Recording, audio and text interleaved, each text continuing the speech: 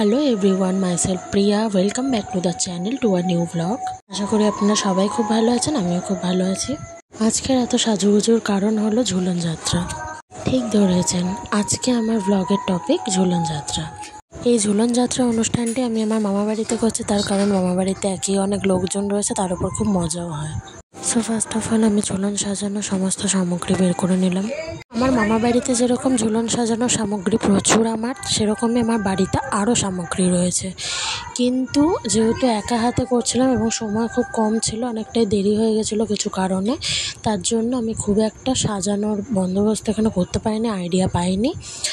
তাই কোনো মতে আসলে যে কোনো জিনিসের মর্মই বোঝা যায় সেটি হারানোর পরে, এবং তার মধ্যে শৈশব অন্যতম। আমার মতে এবং আপনাদের সবার মতো আই থিঙ্ক ছোটো থাকার মতো লাইফ আর কিছু হতেই পারে না। কোনো চিন্তা নেই, ভাবনা নেই, দিব্যি রয়েছি, খেলছি, খাচ্ছি, ঘুমোচ্ছি, ওটাই তো লাইফ। তো ছোটোবেলায় অন্যের দেখে যখন খুব স্বাদ হতো একটু ঝুলন সাজানোর, তখন ছোটোবেলায় নিজের ঘরেই দু একবার এরকমই চক দিয়ে এঁকে ছোট্ট করে ঝুলন করেছি। দেন বড় হয়েও যদি একটু ছোটোবেলাটাকে টুকুস করে ফিরিয়ে আনা যায় তাহলে কার না ভালো লাগে বলুন। ছোটোবেলা যখন ফিরে পেতে পেরেইছি তখন তো সেই সুযোগ হাতছাড়া করা যায় না। দ্যাটস ওয়াই আমি ছোট্ট করে চক দিয়ে সাজিয়েই আমার মামাবাড়িতে ঝুলন যাত্রাটা আমার মতো করে উদযাপন করার চেষ্টা করেছিলাম। আমার যা যা ছোটোবেলায় খেলনা ছিল, ঝুলন সাজানোর যা যা সামগ্রী ছিল, তাই দিয়ে সামান্য চকের মধ্যে দিয়ে কাজ সারার চেষ্টা করেছি। আমার বাবা মামা এরা ছোটোবেলায় অনেক ভালো ঝুলন সাজাতো বলেছিল, মাও, কিন্তু তারা এখন হাজার ব্যস্ততার কারণে আর সেরকমভাবে আমাকে হেল্প করতে পারেনি, নয়তো আমার ঝুলনটাও হয়তো খুব সুন্দর হতো। আমরা তো এসব পাইনি, আমাদের জেনারেশন, ওরা তো এসব পেয়েছে, তাই ওরাই মাধুর্য জানে, আমরা তো জানি না, তাই সেভাবে সাজাতেও পারি না। যাই হোক, তো এবার চক দিয়ে একে এক এক করে আমার খেলনা সামগ্রীগুলো দিয়ে আমার ঝুলনটা সাজিয়ে নিলাম। দেখুন, এক সাইডে জু বানিয়েছি, এক সাইডে কার্স রেখেছি, রাস্তা বানিয়েছি, আরেক সাইডে এয়ারপোর্ট, আরেক সাইডে স্ট্যাচু, হেলিপ্যাড, মাঝখানে রাস্তা করেছি আর কি, এখানে গাড়ি চলার, জেব্রা ক্রসিং টসিং এসব কোনো মতে করেছি। এছাড়াও একদম মাঝখানে ঠাকুর দিয়েছি, ঠাকুরকে একদম মাঝখানে রেখেছি, এবং চার রাস্তার মোড়ে অর্থাৎ একদম মিডিলে খুচরো পয়সা জমানোর জন্য একটা জায়গা করেছে, কেননা ঝুলন দেখলে তো নিজের সাধ্য মতো খুচরো পয়সা বা টাকা দেওয়া হয়, সবাই সেখানেই দর্শন করে দেবেন বলে সেই জায়গাটা ফাঁকা রেখেছে। তো আমার ঝুলনটা সাজানো দেখুন একদম কমপ্লিট, এবং আপনাদের সাথে হয়তো একটা সিন শেয়ার করা হয়নি, আমি দেয়ালে ঝুলন যাত্রা 2025, 1432 এই সমস্ত লিখে দিয়েছিলাম চক দিয়ে। এখানে রাধা মাধবকে ঝুলন পূজার ভোগ দেওয়া হয়েছে এবং এখানে পুজোর ডালা।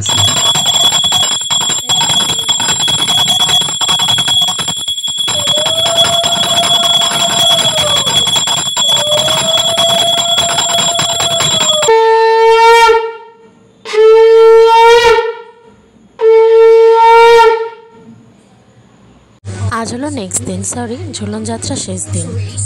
মাঝে 2-3 দিন নর্মাল ঘরে পুজো দেওয়ার মতো ধূপ ধুনো দিয়ে পুজো দিয়েছি বলে সেটা আর আপনাদের সাথে শেয়ার করিনি। কাল রাখি, সো রাখির জন্য কিছু কেনাকাটা করতে সবাই মিলে বেরিয়েছিলাম, সাথে ঝুলনের শেষ, তাই মিষ্টিও কিনে নিলাম। সরি টু সে, বাট রাখির কোনো রকম আপডেটস কিন্তু আমি দিতে পারবো না, ভুলেই গেছিলাম। তো একটু গাছের টগর ফুল দিয়েই রাধা মাধবকে সাজিয়ে নিয়েছিলাম, এবং এই হলো রাধা মাধবের শেষ দিনে ভোগ প্রসাদ। আসছে বছর আবার হবে।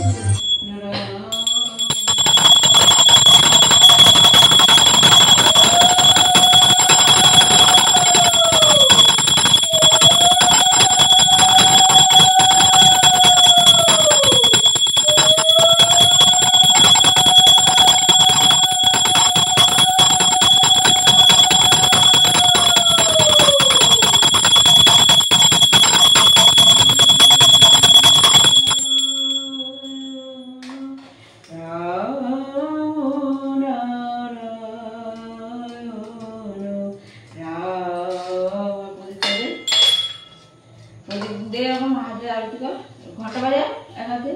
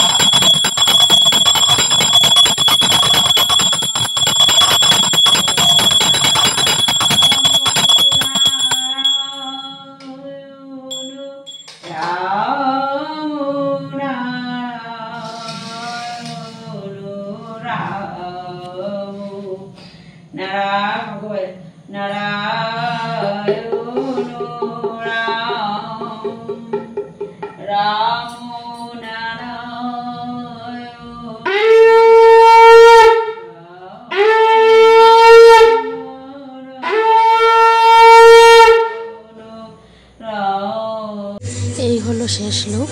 খুব কষ্ট লাগছিল নেক্সট দিন এই সমস্ত কিছু তুলে ফেলার সময়, তবে নেক্সট ইয়ার আরও ভালো করার চেষ্টা করব। ছোটোবেলাটাকে ফিরে পেয়ে আবারও হারাতে ইচ্ছা করছিল না গাইজ, বাট কি আর করা গেল। জয় রাধা গোবিন্দ, জয় রাধা মাধব। ও হ্যাঁ, আমার চ্যানেলটা কিন্তু আপনারা ফলো আপ রাখবেন, কারণ এখন পরপর আমার কিছু ভিডিওস, পোস্টস এবং শর্টস আসতে চলেছে। দেন মুগ ডালের কেক খেতে খেতে ভিডিওটা এখানেই শেষ করলাম। দেখা হচ্ছে নেক্সট ভিডিওতে, বাই বাই।